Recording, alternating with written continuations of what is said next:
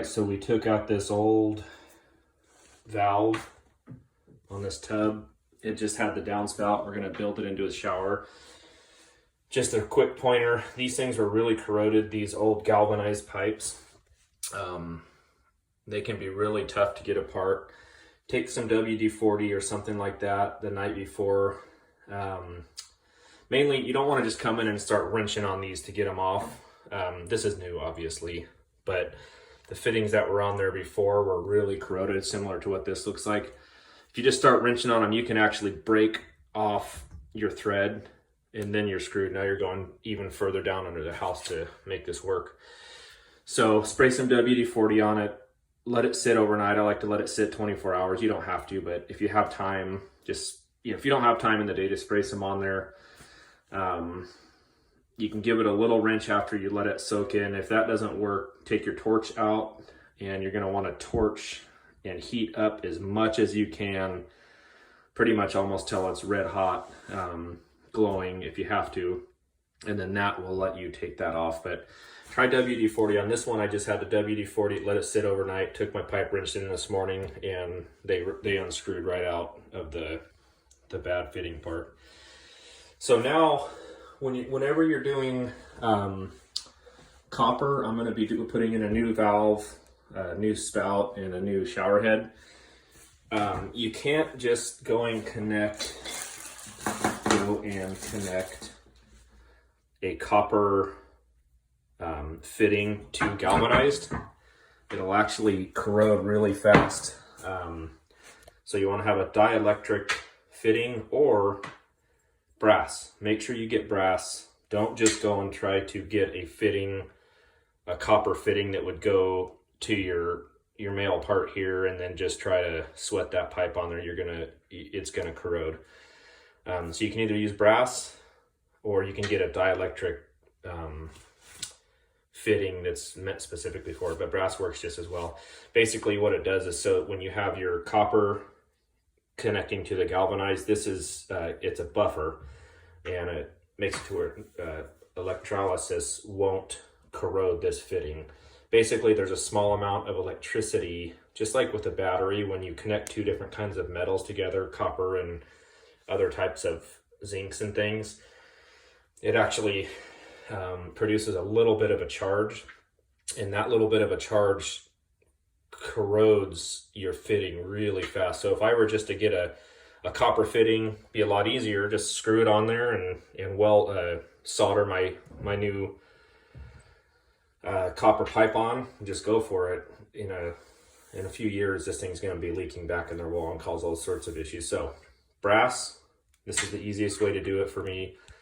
I'll connect this to my copper pipe coming from the top, put some seam tape on there, and then screw that on, and then now I have my spot for my copper pipe to come in hot and cold lines.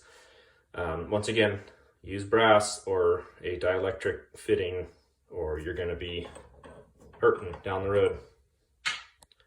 We'll get to the soldering in a little bit. Stay tuned. All right, we're waiting for a couple things to dry in there. This is a tube cutter. You put it in just like this. You'll tighten this down to where it just barely makes contact with your copper. And then you'll turn it all the way around 360 degrees. Tighten it a little bit more. Spin it around the pipe again. Tighten it a little bit more. And then that'll make a nice clean cut on your copper, and you just keep doing that until it comes off. Another cool little tool. This is a brush. You want to clean your copper really well. So this one goes right on your drill. Makes it really simple. They have all sorts of other tools. I don't know where, oh yeah, here you go. Tools like this where you can do them manually, but why not make it quicker and easier? You can see what it looks like once it's been cleaned compared to the opposite end. You want it to look nice and shiny like that.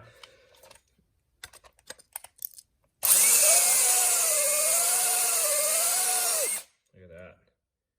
Nice and shiny real fast. Then I like to take a little bit of the sandpaper,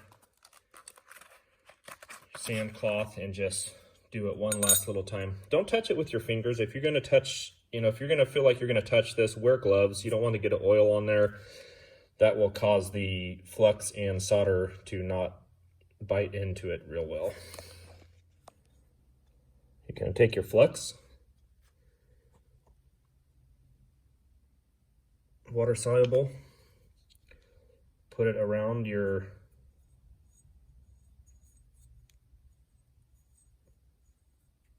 this little brush is a little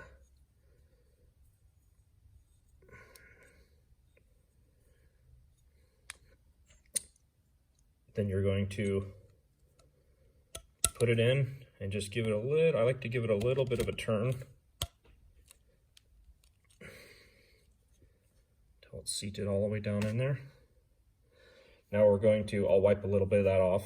We're going to heat up the fitting. You can get a little bit of heat on the pipe, but the main thing is to heat the fitting because that's the thickest part.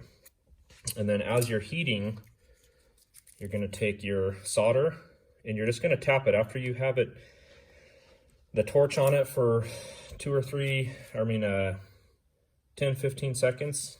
You'll start just tapping this. And once that solder, you'll see once that solder starts to kind of melt around that joint, you want to back off on the heat because you don't want to heat it up too much, then you'll lose all your flex. So we'll start heating it up. Then you just want to inspect, make sure there's no holes. Kind of hard to see in this with this video. There are no holes. Some of those look like holes, but like that's not, just a little discoloration. I like to bend my solder like that. Mapped gas.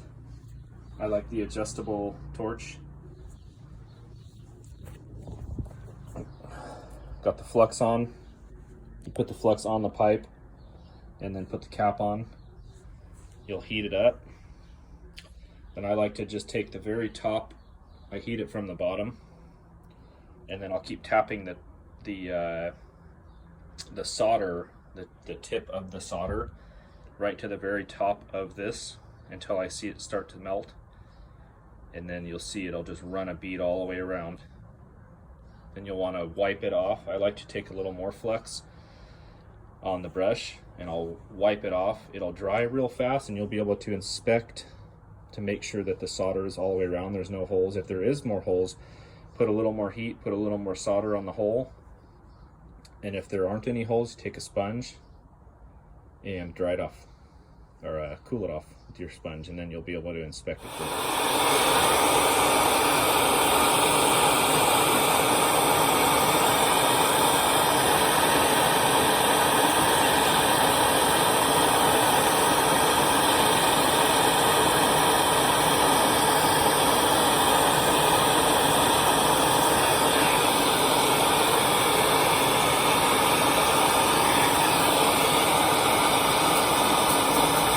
Flux, inspect, looks good, wet sponge,